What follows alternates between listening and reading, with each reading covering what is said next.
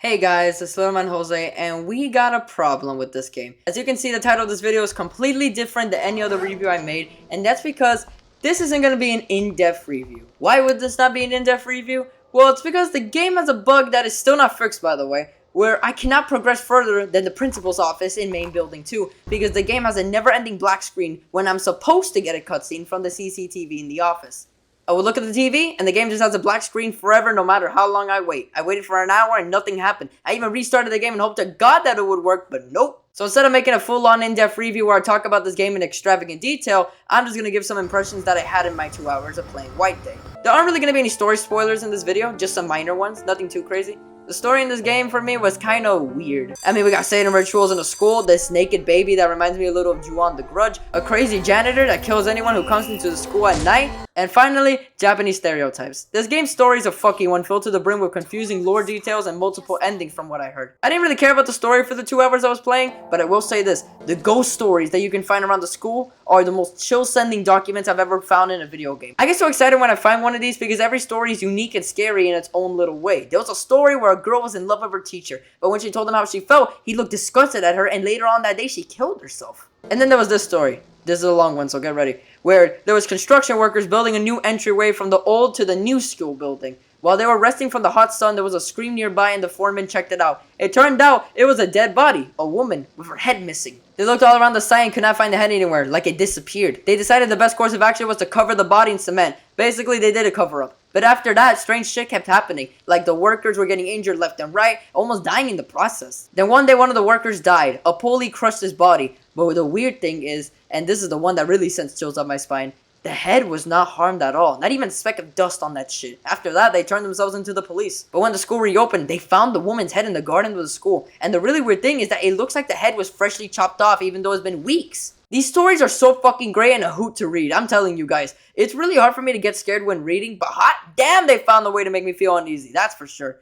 So yeah, story's decent, but the ghost stories are really what make it for me. The visuals are nostalgic for me in a way because they look like old school PlayStation 2 graphics, and that happens to be one of the first consoles I ever played on. The models are actually not that bad as well, but the movement on them does make them look a little outdated. The cutscenes are great though, the expressions on the characters are perfect, and they took the time to animate these cutscenes and make the characters feel real. That's better than I could say for Kingdom Hearts, where 95% of the cutscenes just move Sora's mouth, losing almost any humanity they had. Not a lot I can say about the visuals beside this, but overall I think it does a great job. Now this I really wanted to talk about because boy, the sound design in this game is fucking scary. The music sends chills. The humming of that girl makes me feel like a jump scare is gonna come anytime soon.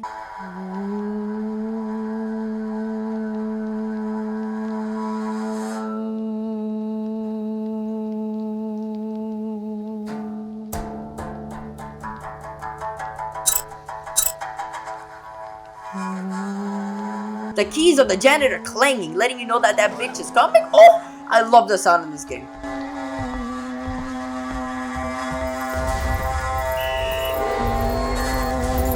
While the jump scares never really scared me per se, the music and the sound design sure as fuck did. It finds a way to keep you on your toes the whole time because you never feel safe in this Labyrinth named school. The sound is amazing and I couldn't ask for anything better for a survival horror game. And now I got the gameplay, and I was actually really surprised to see how similar this game is to Resident Evil. As a fan of the original Resident Evil for the PlayStation 1, this game takes a lot of inspiration from that game and kind of makes it its own thing. Inventory management, inspecting items, because most of the fucking time you need these to solve a puzzle, like this time where I needed a code and it turned out if I inspected this toolbox, it has the code on top of the screwdrivers. There are these pens that help you save the game, basically letting you know you have limited saves. However, it's definitely not as bad as Resident Evil, and I say this because the game auto-saves for you after a major cutscene or a major gameplay moment. Now, I love this, don't get me wrong, but the limited saves are kind of worthless if the game just auto-saves. Like, just let me save at any time at that point. And I was playing in normal mode, so this wasn't a perk for easy mode players, like how Resident Evil gives you a fuck ton of ink ribbons in easy mode. But yeah, this game is truly survival horror, and the fact that it was in first person was also really cool. It helps you focus more on the location that you're in instead of focusing on the character that's moving.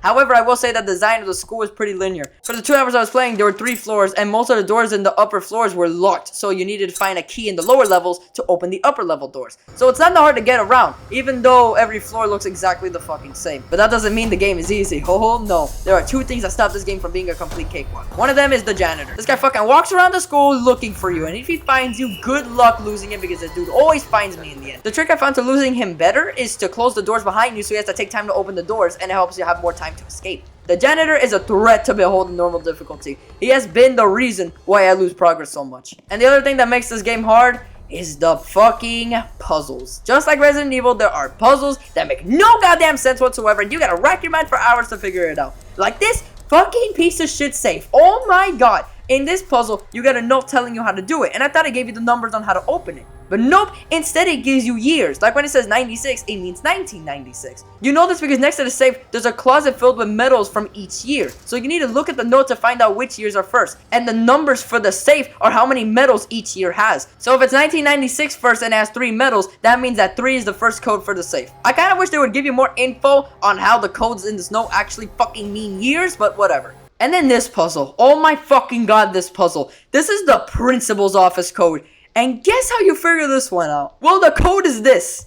Yep, it's all Chinese. And guess what? There is no way to know it unless you know Chinese. You see, apparently these are subtraction equations in Chinese. But there's one problem.